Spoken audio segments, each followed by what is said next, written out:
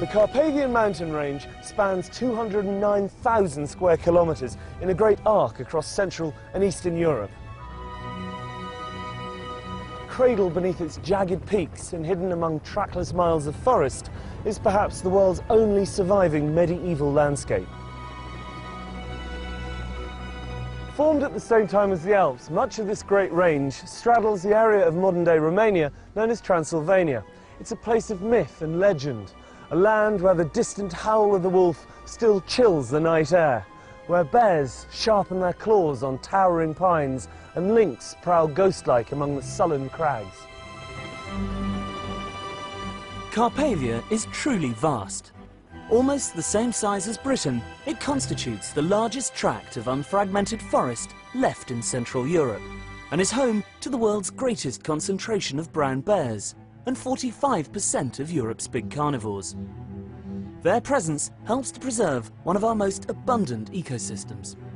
I'll be travelling to the very heart of this breathtaking region in an attempt to uncover the history, the culture and the wildlife of what is Europe's last untamed wilderness.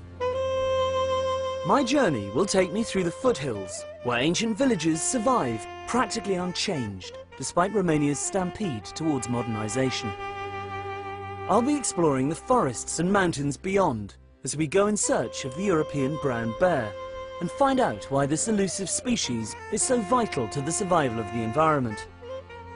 On my way, I'll be meeting a dedicated group of individuals whose passion for this area is helping to redefine its importance as one of the great surviving wonders of the natural world. These include a Transylvanian count who is working to conserve some of the most ancient of Carpathia's medieval villages, and His Royal Highness Prince Charles, who can trace his ancestry back to Romania's dark and distant past. The genealogy shows that I'm descended from Vlad the Impaler, you see. So I do have a bit of a stake in the country. As it were. With its deep gorges, cliffs and windswept bluffs, Carpathia is a popular destination for lovers of adventure sports. People come here from all over the world to rock climb, kayak and get back to nature.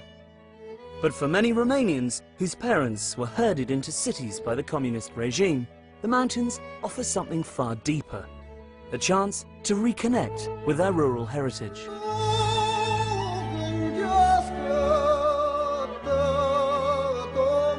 To get a feel for the geography of this unique mountain range, I joined Mihai Constantinescu, leader of the local Alpine Association, his wife Mihaela and their friend Nicoleta Carpinianu for a two-day trek through the Apuseni region. Yeah, finally. Thank you. Yeah, these roads are a bit labyrinthine. Must get used with this. Hi. Nicoleta. Charlie, hi. So where exactly are we going? They will going to have around 15 kilometers. Yeah. We'll set the tent tonight, and tomorrow we'll do the rest of the trip, and finally we'll reach the daffodil fields. That is very spectacular, and we have to be there because now they are fully bloomed. At their very best. Yes. You see, that's the traditional way of harvesting the woods. Yeah. They're using horses for that, to carry the woods. Yeah. And this would be... This is wood, will be firewood, used, isn't yes, it? exactly. Yeah. Will be used for fire. As you head up into the hills, the terrain rapidly grows wilder and the forest closes in around you. This is a world so ancient and unspoilt that our presence feels as ephemeral as the footprints we leave behind us. All my life, I've dreamt about visiting the Transylvanian wilds, but where Bram Stoker describes a sinister and haunted landscape, instead you find yourself in a world more redolent of Tolkien. This is actually the longest cave in Trascou Mountains. It has more than 2 kilometers of caves and galleries. So this great chasm is a system that goes right back through the mountain? Yes, it's going through the mountain. You can actually go and get out on the other side. You can see the place where the water goes in, and it pops up here. This tributary, though, is part of the Ariash river system. Yes, exactly. And the gorge that we're about to walk to is the next door valley, I presume? Yes, it's a parallel valley to this. It's like several hours of walking. Well, lead on. Okay.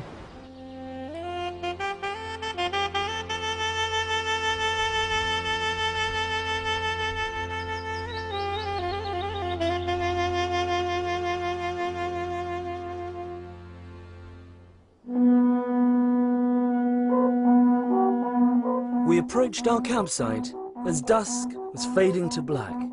A fire was already lit and a local troupe of travelling minstrels were practising for next week's big daffodil festival at nearby Negrilliasa. This is a traditional pursuit for Romanians at weekends in this area. They come camping. It's one of the big things you do here. That's right. I think we're very lucky we got such beautiful countryside here, and most people appreciate that, so they come here weekends, also summer holidays. They usually get a tent and their backpacks and they go in the middle of the mountain, so you have to carry everything with you. Including your musical instruments.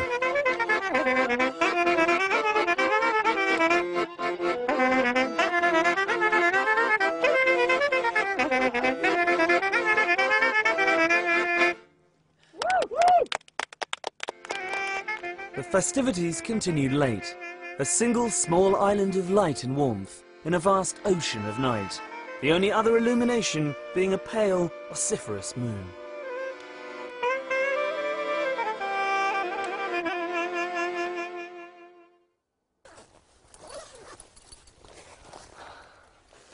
Check the coast is clear for bears.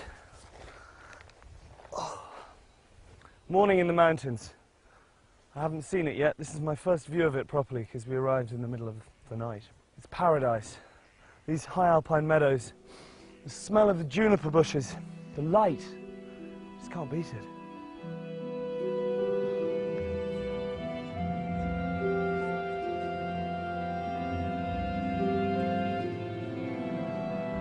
After a long morning's walk, we reached the wild daffodil pastures of the Apasan Hills. And although the festival was due to be held the following week, the ground was already a carpet of white. Well, I'm so glad we've finally made it. It's taken us, Yes. what, 2 days, 50k, thereabouts. And here we are finally. Yeah, nice place to come to. What an amazing place to Yes. come to. It's truly wonderful. Thank you so much. My pleasure, Being my anytime. guide. I think we should sit down and just take it all in. Enjoy the view.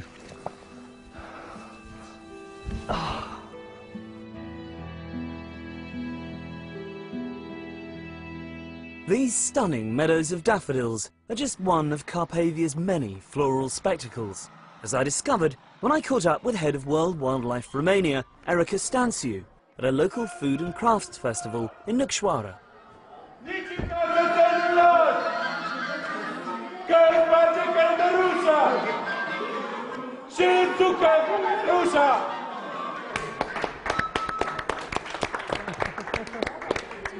Erica, hi. Hi, thank you. Nice to see you. What a wonderful spectacle.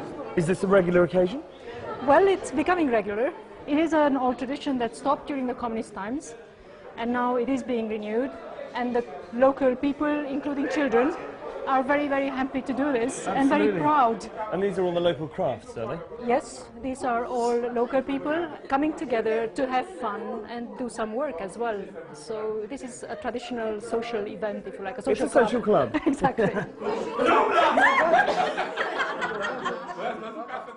Why are the Carpathians so important, so unique? Well, because we still have large areas of wilderness, which means very well balanced ecosystems with the whole array of habitats and species that were naturally here and still naturally are here, with the natural processes still happening. Because this is really unchanged from the way it was 1,000 years ago.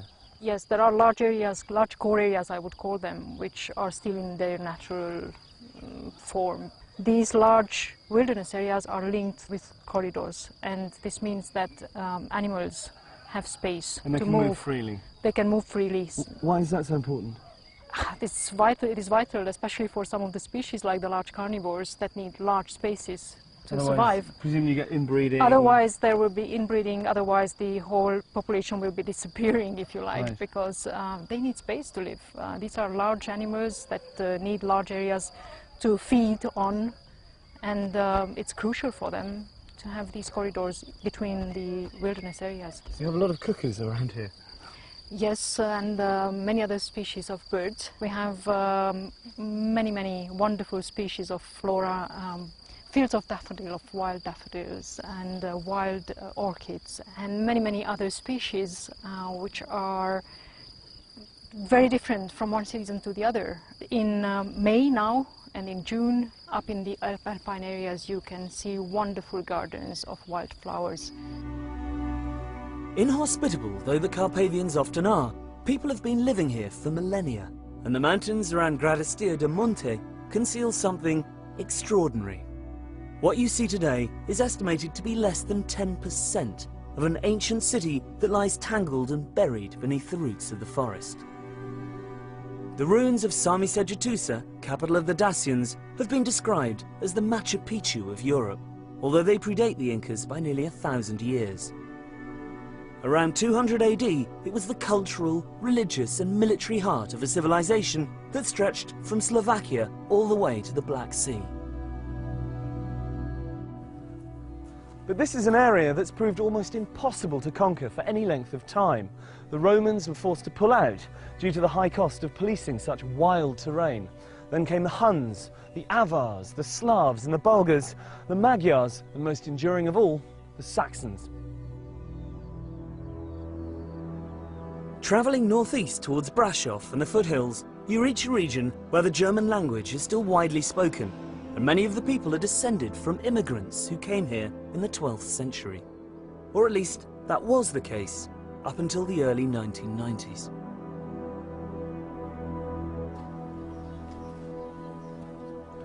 This is an all too common sight these days. Empty houses, derelict village halls, crumbling churches. And while the younger generations spurn the peasant lifestyle for the draw of the big city, a far larger problem faces areas like this one.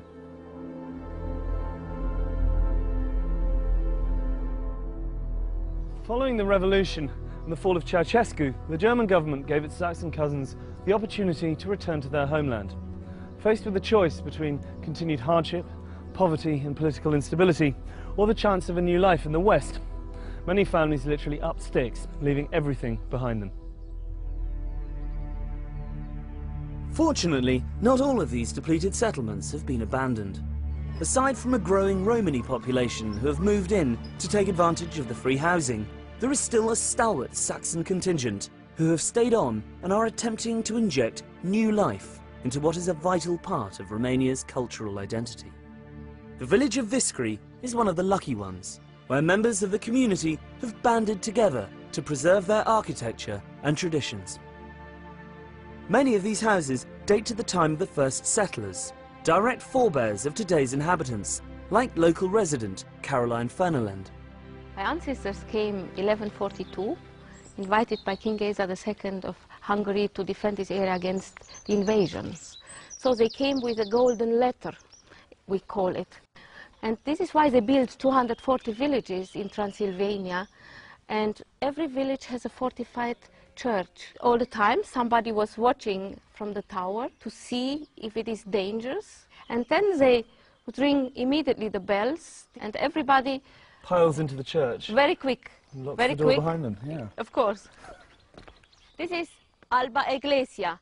In 1400 it was first mentioned, and from this is coming the name of the village. Deutsch-Weißkirch, Saas-Ferechhazo, and Viscri in Romanian. Nice. White church in German. White church in German. Marvellous door.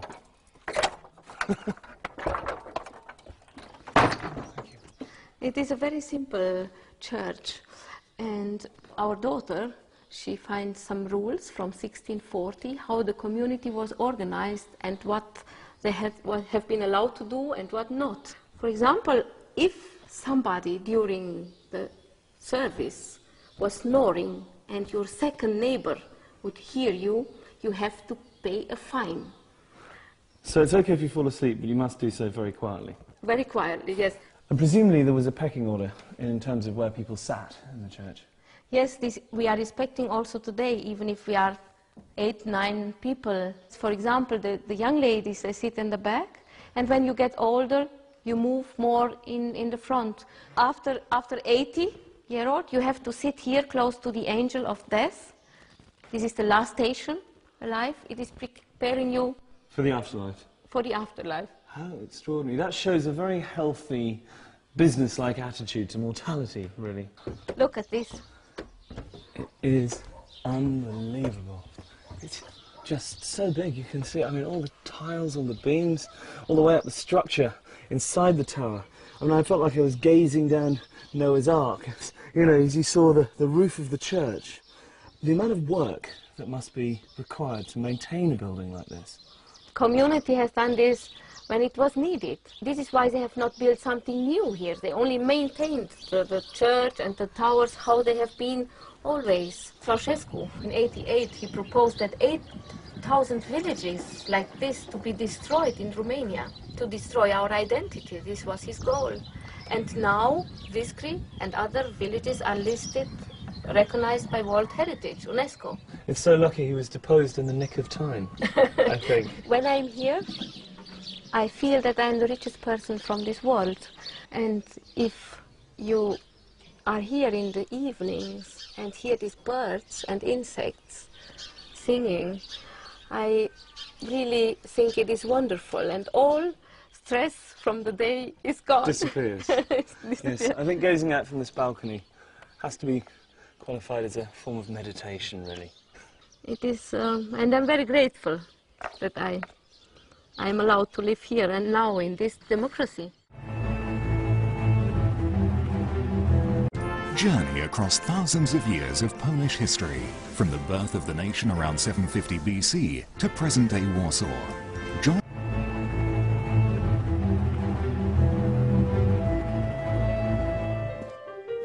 While the 21st century is starting to make its presence felt here, for the Saxon contingent, daily life is still remarkably unchanged. With the influx of tourism and the opening of several guest houses, embracing both the traditional and the more modern, greater effort is being made to preserve the old ways. Everyone in the community has their role, whether it's the daily grind of making flour and baking bread for the village in stone ovens, or looking after the livestock. When you live this close to the Carpathians, one of the more full-time jobs is tending the sheep. Accompanied by their packs of ferocious Heinz 57 guard dogs, these shepherds have to spend nights sleeping out on the hills to protect their flocks from the constant threat of large carnivores.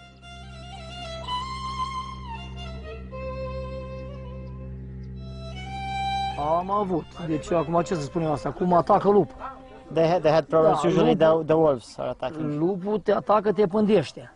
Șade drept o grămadă cu mărăcini undeva, vine, te vede că ai trecut încolo și s-a sărit pe oaie. Does he ever get scared? Because presumably if he catches a wolf attacking a sheep, he's got to go out there and try and bash it over the head with his shepherd's crook. Nu mi-e teamă, dar el e fioros. În momentul când în momentul dacă l apuci de-l vezi tu înainte și nu te vede el, e bine. Dacă te vede el și l-ai văzut tu, răgușești. Nu mai poți răi, gata. Would he rather there were no wolves, or is 1 or 2 sheep a year an acceptable loss to have large carnivores living in Romania? Deci să nu ai pierdere, pagubă. Dar să fie urși lupi. Poți să fie urși lupi, dar să nu ai pagubă. Every day, Stelika and his colleagues drive their flock for miles across the open pasture. And most exhausting of all, as I found out, they also need to milk each sheep by hand, twice.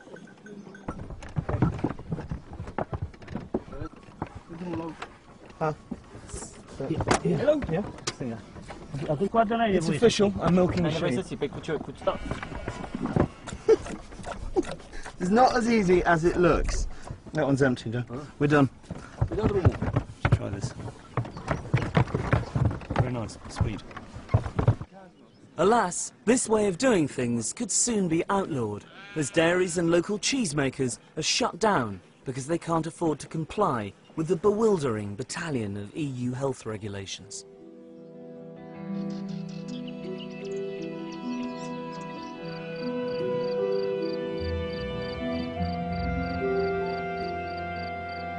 One organisation that is striving to prevent this from happening is ADEPT, a charity that maintains local methods of farming and living off the land are essential for the survival of a rich and varied ecosystem.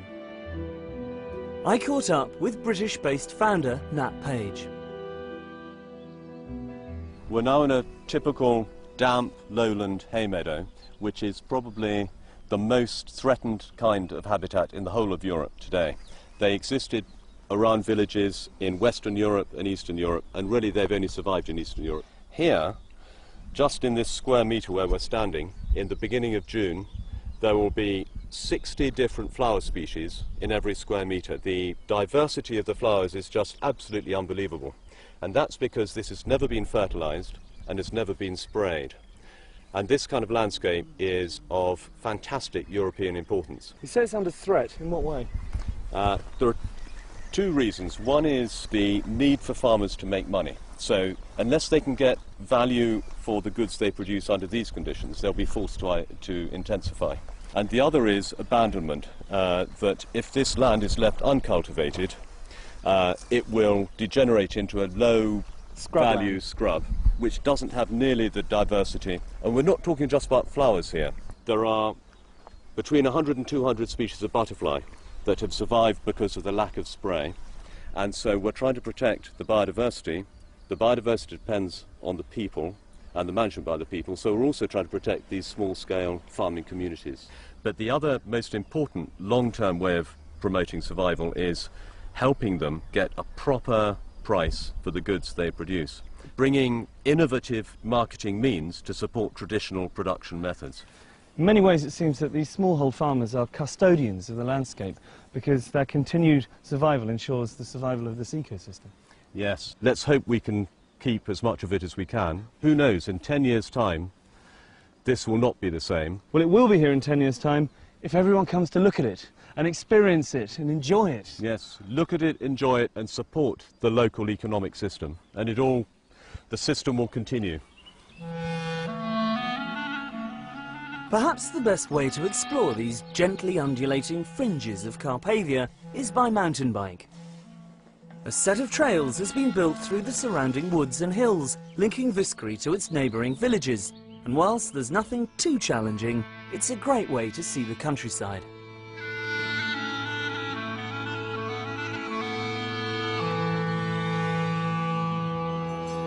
I arrived back to the village at dusk, in time to witness one of the most iconic spectacles of rural Transylvanian life.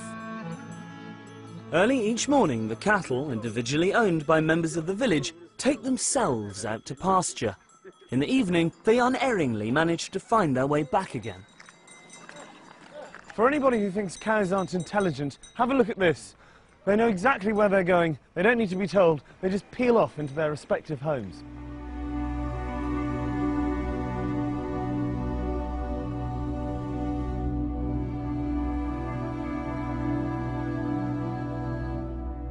As Romania's economy is developing, the environment faces ever greater danger. With much of the country's biggest natural resources either under the ground or sprouting out of it, the impact on this mountain paradise is increasingly costly. This is one of thousands of illegal logging operations that are taking place as I speak in the mountains of forest of this area. Look at this tree, you can count the rings. It's over 100 years old. It's not even selective. Well, it's selective in as much as they take the largest and the oldest trees, cart them off. It's a tragedy. Deforestation is the greatest threat facing this wilderness. As far as the government is concerned and the people who have been restituted land here, Carpathia's main value lies in its prime timber and mineral deposits. For a country struggling to catch up with the rest of Europe, this region is, literally in some cases, a gold mine. Insufficient resources to police such a huge area and a reluctance to do so makes it almost impossible to prevent such wide-scale clear felling.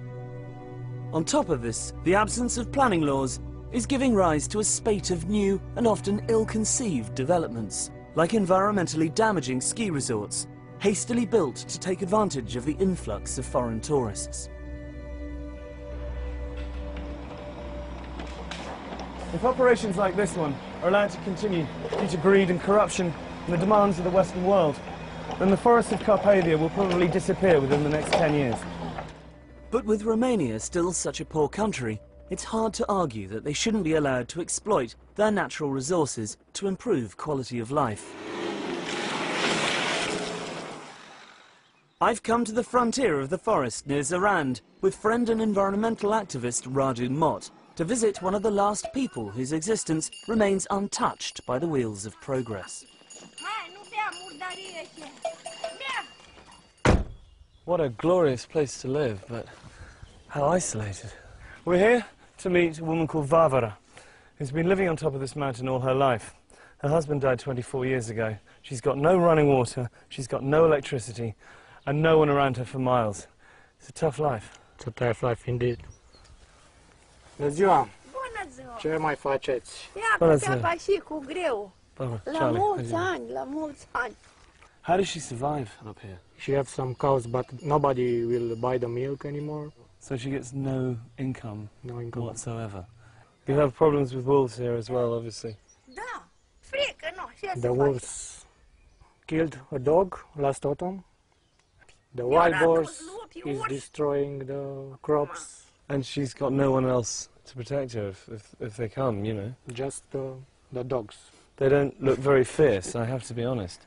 So she purely subsists off the vegetables she grows and from the milk and the livestock. Exactly. And water, what does she do for water? I can't see any springs around here. De unde vă aduceți apa? De tot din pădure de jos. There's a spring down in the forest. How does she get it up here? Am mai dus cu vatra, dar nu mai pot, numai cu sticlele duc. She's carrying plastic bottles full of water because she cannot carry the buckets anymore. Well, there are 2 buckets there. Why don't we go and fill them up for her? Cu astea cărați apa? Da. Vă ajutăm noi să le... Ok, let's do it. Okay, back in a minute. I'm not surprised she's scared of coming down to get water in the woods when she's heard a dog being killed outside her very door, you know. The wolves attacking one of her dogs while she was probably in the house. I'm sure she's afraid, but Romania, it's known for this tradition of coexistence between people and large carnivores. And this is a particularly important section of the Carpathians. This corridor connects a separate population of brown bears in Apuseni Mountains in central Carpathian with the main population from southern Carpathians. Large carnivores can exist in Europe without acceptance of local people. There is motorway planning to be built further south that will completely block. Well, they're not going to be able to get across, so... Exactly, without effective mitigation solution. It cuts that migratory route straight in half. Exactly, it will be a total barrier for wildlife. Well, here's the spring. I see what she means. It's a long way to come, isn't it? Yes, it is. Especially if you need a glass of water in the middle of the night and you hear the howling of the wolves outside. I presume that this is scooping out the water. Yeah. Right.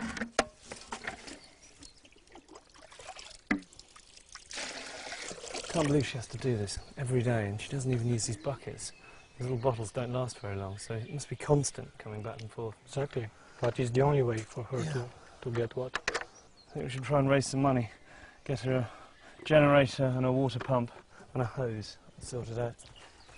Exactly. So, yeah. V-am adus apa. Vă mulțumim frumos. Cu plăcere, numai.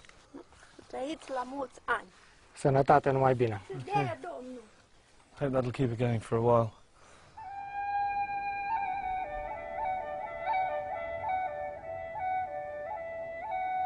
It is remarkable that so much of Romania's natural forests survived communism, a fact that can be partly ascribed to what has ironically become a right-wing pursuit: hunting.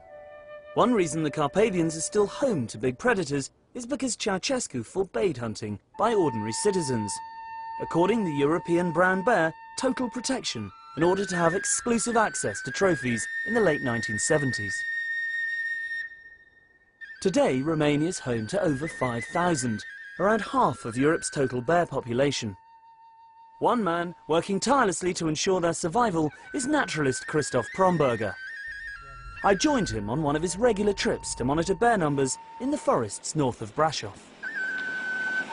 The wilderness really needs large carnivores because they keep the whole system in balance. They keep the ungulates under a certain threshold, so the forest can regrow, and when the forest can regrow, all the other species, the birds can live and so on. So the large carnivores are really important to keep everything alive. By ungulates, you mean herbivores? You mean the deer? Red deer, the roe deer, to some degree wild boar, the chamois in the higher elevations. For example, you know, if you don't have wolves, then the chamois will go down in the forest, and then in winter, and then they can eat a lot of the young trees. But if the wolves are there, the chamois, they stay high up, and then they don't damage the forest. They protect the trees, they protect the forest from being overgrazed. Exactly. The wolves and the bears and the lynx, they're on top of the food chain, so they control everything which is under them. When they control the ungulates, like the deer controls something below them, and so on. The whole chain keeps going. But if the wolves and the bears and the lynx are gone, then everything gets out of balance. I can't believe how many lorries there are. This is such a common sight on these sort of roads. You just see one every 2 or 3 minutes, it seems to me.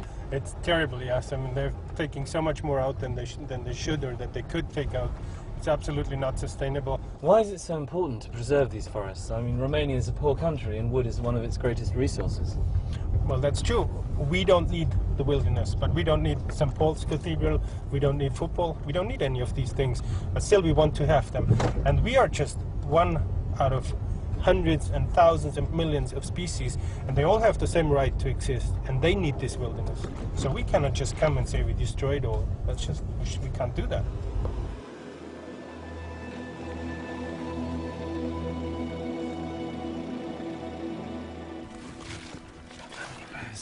In this area, there's about 25 bears that are coming more or less regularly to this height. The height is just around there, about 150 meters from here. We gotta be very quiet now. They're the same family as the American grizzly, aren't they? Yes, they're actually the same species. They're just a different subspecies. Okay. Yeah. We might look out, there might be already tracks. Yeah, that you find tracks on the ground. They don't really attack people very often. No, don't worry, don't worry. No, I don't. I'm with you, I protect you.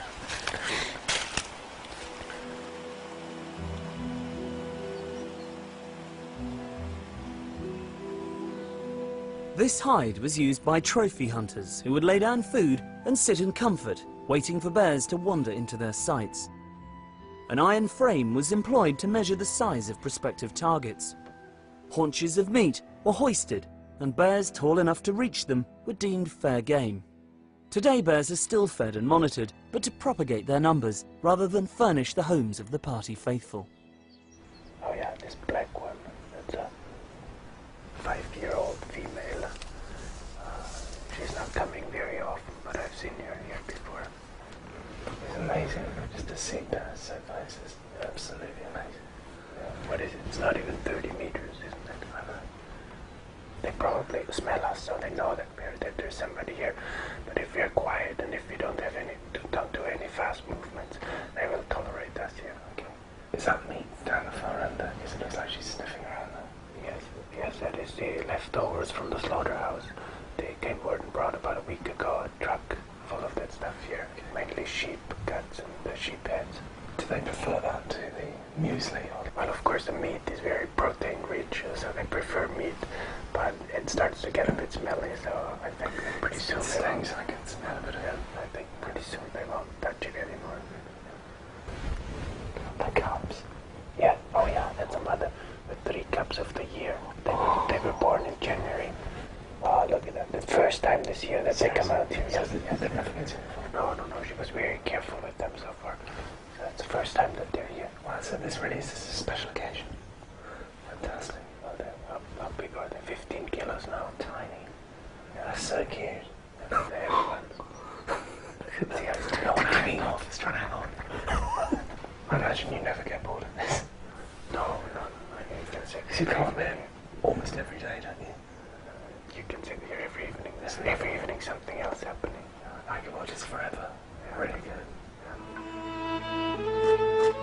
As well as his environmental work, Christoph and his wife Barbara run an eco-lodge, which offers guided excursions to the bear hide, as well as kayaking trips. Their riding school, Equus Silvana, lays on equestrian breaks, where guests can spend days galloping through fenceless wilderness.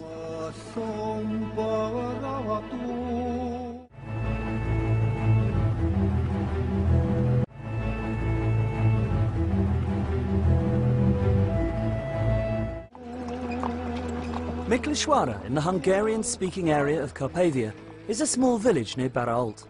I've come here to meet Transylvanian Count Tibor Kalnoki, who is transforming the local community by converting disused homes into traditional guest houses and offering visitors the chance to step back in time. Tibor, hi. Welcome, Charlie. Good to see you. How are you?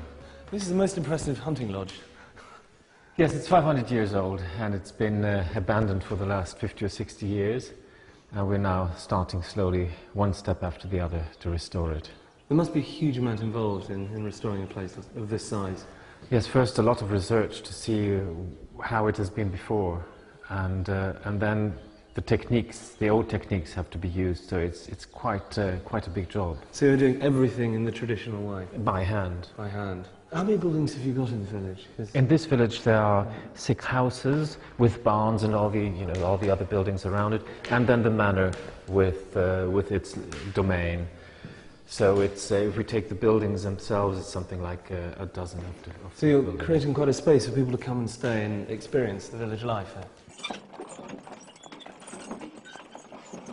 I know this is just open pasture, but it does feel like we're in some great park. Yes, these wonderful trees, which are hundreds of years old, have been giving shade to the cattle, and that's why they're here. They're here, and they're mostly oak, it seems to me. Mostly oak, and some of them are over 500 years old. Tell me the history of your village. I mean, your family have been associated with this area for nearly 1,000 years, haven't they? Well, the village itself is the oldest of the whole region, of the Sekla land, as we call our region, which is populated by the Seklas. And it's going to have its 800th anniversary this year. The family is slightly younger. They came only 40 years later, so it's something like 760 years now. A relative newcomer. Yes, absolutely. And you were living in exile for quite some time during Ceausescu's reign. Yes. You then got the go-ahead to come back. Exactly. How was So that? I was raised mainly in France because my grandfather had already to leave just before the Second World War, actually, as an anti-fascist. Poor man, he was anti-fascist and anti-communist and was born in 1900, so he had a difficult life. He was ahead of his time. Yes. I came back in the 90s and started to sue the state for illegal expropriation, and I won some of the cases, but we don't have enough land to make a living from. So we decided to live from tourism, because it's the ideal way also to support the villages themselves. For example, in our guest houses we employ more people than we have beds, and we're very popular within the village, because the way we employ people allows them to keep their farms. If they would go to the city, they would have to give up their farms and their way of living. Exactly. So this is just the right way for them to earn an extra living, but to keep their own lifestyle. And not compromise that. Exactly. Do you think that this wonderful way of life, do you think it's doomed? Is it inevitable that it will die out? I hope not. You know, I've seen in America and also in England also reenactments of, you know, in open-air museums. People get dressed and then they reenact ways of life they think it might have been 100 years earlier. Well, here this is not necessary yet, because it's still happening. But it is so important to keep it going, because once we lose it, it'll be lost. Gone forever. Gone forever. The next morning, Tibor and I took a trip to the even more remote village of Zalampatak, where he's been working closely with His Royal Highness the Prince of Wales to restore several properties as examples of how rural tourism can benefit local communities without impacting on the environment. One thing about Romania that I always find surprising is you drive down these roads in the middle of nowhere and you come to these little pockets of civilization. And then you have something like this. And you have something like this at the end of it. Have a look at the main house. We have 3 rooms here. It's been quite some painstaking work restoring all this furniture. And your carpenters did the veneers and did all of this? Yes, yes, and the polishing and the upholstery and everything. And even these electrical fittings had to be restored. And the paintings? Paintings, most of the paintings have been hand-picked by HRH. I love this. This is the carpet, presumably. Yes, these are Turkish and Caucasian antique carpets. Once they are too old to be kept on the floor, we put them on the walls. Well, it lends a warmth to the room, absolutely, which I imagine you need in the middle of winter, because it gets quite cold here, doesn't it? Exactly, you got it right, yes. I've seen this colour on certain buildings in parts of Spain. Is this a traditional lime wash here? Yes, here it's called Transylvanian blue, and it's a characteristic here for serfs' houses, for stables, for houses that are not dwelling houses. So this is the old stable building, which they converted a bit to a more comfortable place. Yeah, just a bit. Well, it's a fabulous place to come and hide away. What's the inscription there? I got the Wales bit. Yes, it's a tradition to document the dates of building and renovation in houses in the main beams. So this one reads, this house has been renovated by Count Thibaut Carnocki in 2009 for the Prince of Wales. It's so satisfying watching craftsmen at work. It's immaculate when they put the tiles in. Yes, I wonder how they get it right. It's not so obvious, actually. No, it is like doing a jigsaw puzzle, really, Yeah. I think. Tell me, Thibaut, why did the Prince of Wales fall in love with this particular place? I mean, I can see it's very beautiful, but why here? I suppose it is because it's a place where the local population still lives in total harmony with the environment, with nature. And it is not complete and total wilderness like up in the mountains. It is actually handmade, but it is the perfect cohabitation of man with nature. It's easy to forget in such comfortable surroundings that the forest is still only a few feet away from the back door. A fact I was reminded of when I took a quick stroll in the adjacent hills. Walking up through fields of orchids along the edge of the tree line, you are completely immersed in the natural world. I never dreamt that I would actually see bears in the wild outside of Bearhide, but here was a sight I'd been hoping for all along. Proof that man has yet to ruin this pristine and innocent landscape. This is incredible. I can't believe my luck. Look. This is why the Carpathian forests, mountains and villages need to be preserved in all their untamed glory. Not just for the benefit of future generations, but to ensure the survival of Europe's most endangered carnivores.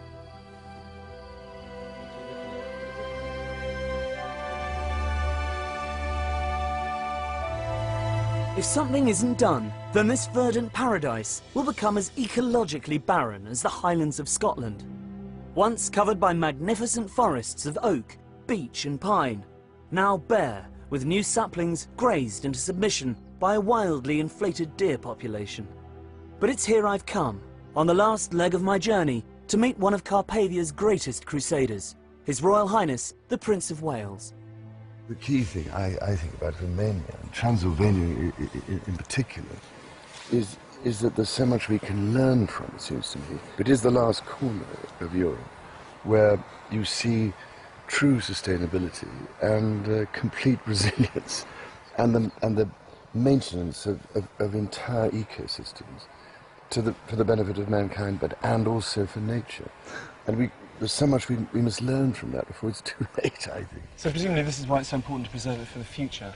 Well, I think so, but you know, people will say, oh, well, you know, she's just trying to preserve things in aspic, or you're trying to prevent progress and so on. But you'd think by now we might have learned a few lessons from the things that have gone wrong with an agri-industrial approach to everything.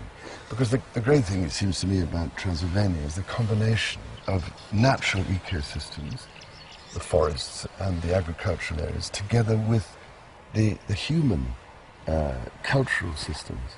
And it's this extraordinarily unique, integrated relationship which is of such huge importance. Once you pull it all apart, you're left with something which can just be exploited without being treated in a sustainable way, if you see what I mean. Because if you cut down great swathes of the Carpathian natural forest, you're actually destroying one of nature's great services to the rest of mankind in terms of carbon sequestration. Given the fact that the rise of industry and agriculture has led to the almost total destruction of the Great Forest of Caledon here in Scotland, do you think that there's a way of stopping the same thing from happening in Romania? Well, we should be clever enough, wouldn't you think, by now, and wise enough to We'd hope.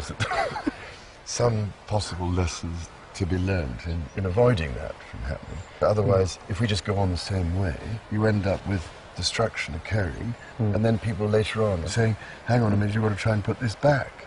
What is the point of running into the proverbial brick wall, this time of such a painful sort, that by the time we realize that we have to redesign our food systems and put nature back at the heart of the whole process in order to provide us with what we take for granted, how are we going to be able to put it back? Yeah. So I think Transylvania is an absolutely key issue that has to be addressed. What do you love the most about Romania? It's the timelessness of it, which is so remarkable. And almost out of some of those stories one used to read as a child, it's quite remarkable. People are yearning for that sense of belonging and identity and meaning. And we have to rediscover some of these aspects of the way we produce food and live with and maintain and give back to nature if we are to make sure this whole system continues. And that's why human cultural systems matter, because they're intimately linked to that aspect of nature. It's in us, but we've somehow denied it and thrown it away and said it doesn't matter, it doesn't exist, it's irrelevant. It isn't irrelevant. Nourishes the soul and the heart, absolutely. That's what Romania does for you.